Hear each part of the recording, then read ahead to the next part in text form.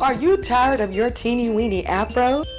Do you want a style that you can rock in just 30 seconds? Do you want to know how to go from this to this? Well, stay tuned for this Hawkins Corner as we delve into half wigs and thin edges.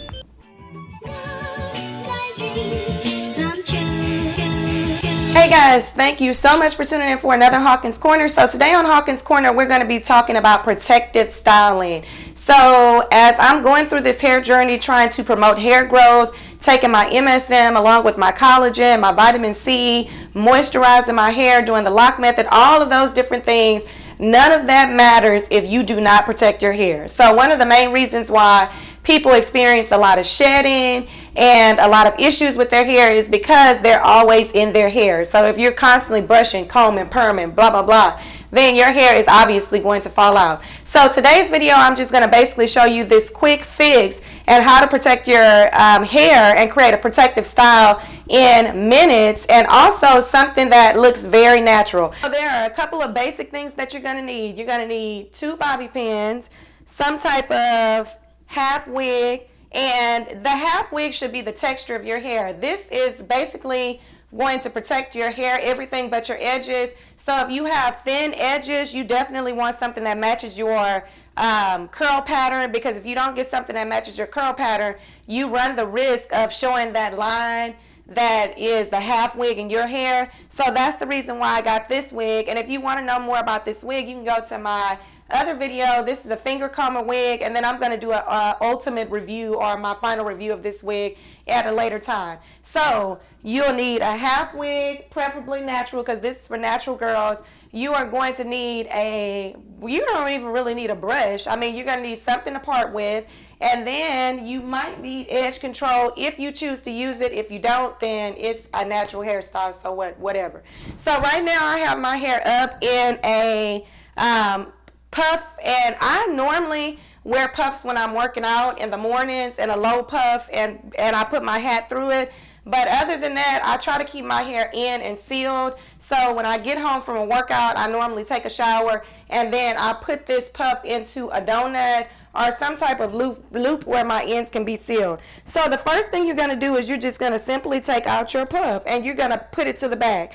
Now, you do need a brush to put it to the back, but it's not a big deal. And before you put your puff to the back, you want to take out the hair that you would like to have out. Now, the good thing about these finger comber wigs is it is super natural. So that means that I don't really have to worry about doing anything to my hair like twist outs or braid outs. Now, you can do that, but it is not necessary. So what I'm going to do now is I'm just going to take out just a little bit of my hair, and my edges are thin. So this is definitely for those of you who have thin edges, or you're in the growth process and you want to wear something that's not going to tear out your edges. I will say that I used to wear a lot of wigs, and I'm just twisting up this part because I'm not going to rubber band it off.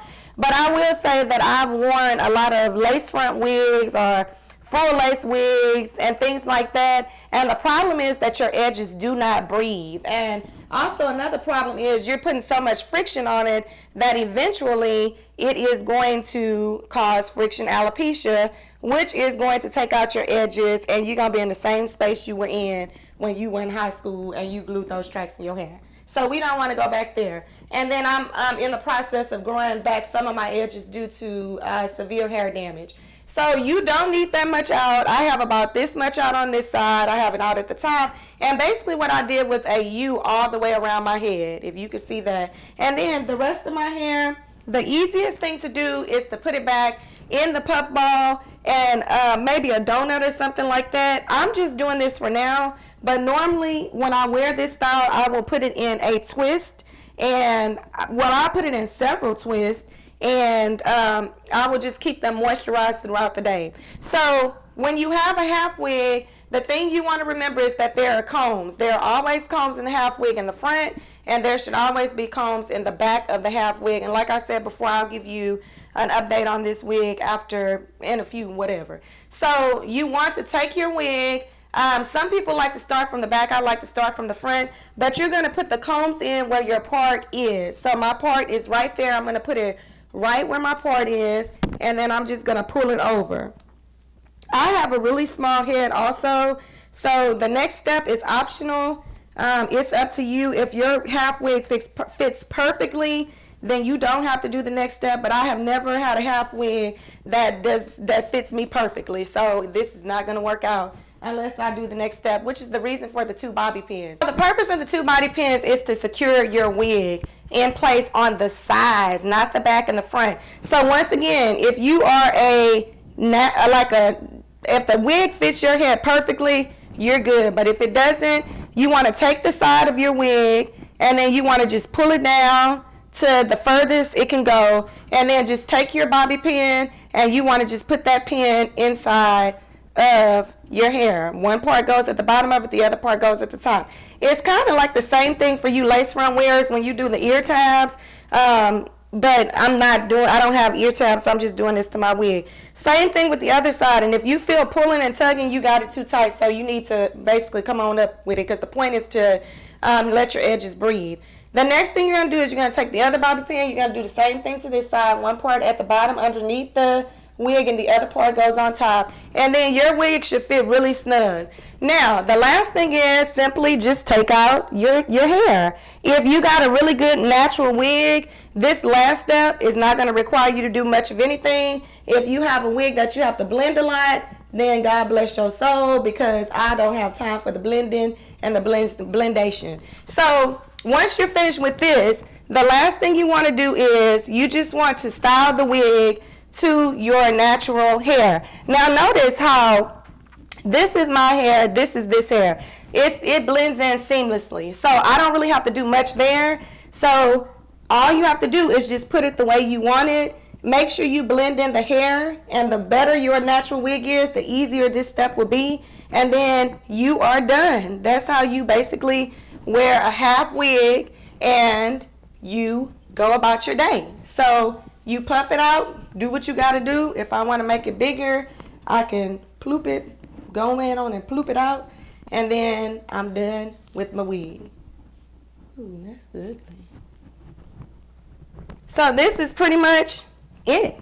And then here you just want to, you can just style it to your liking. I love big wigs, so I'm going to make this as big as possible. If I could make it like bigger than my head and look like a lollipop, that is my endeavor with every natural wig. And then boom, boom, bam, pow, shazam, and bam. So that pretty much is it. That is how you use a half wig for a protective style.